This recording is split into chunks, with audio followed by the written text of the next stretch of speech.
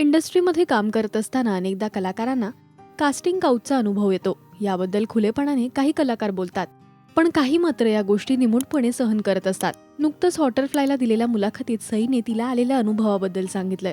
सई म्हणाली, खूप सुरुवातीला एक मेसेज आला होता, तुमच्यासाठी हा रोल आहे, पण तुम्हाला या लोकांबरोबर झोपावं लागेल. अशा शब्दात त्याने मला मेसेजवर सांगितलं.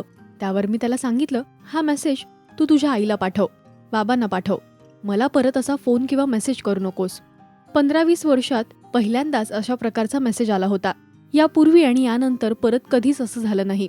मेसेज करणारी व्यक्ती कोण आहे, ती काय करते याकडे मी दुर्लक्ष केलं आणि त्या मेसेजला तितकं प्राधान्य दिलं नाही. सईने आजवर अनेक उत्तम सिनेमांमध्ये काम करत आपलं मनोरंजन केलंय. तिच्या सौंदर्याचे अनेक चाहते आहेतच. तुमचं यावर काय म्हणणं आहे हे आम्हाला कमेंट्समधून नक्की सांगा.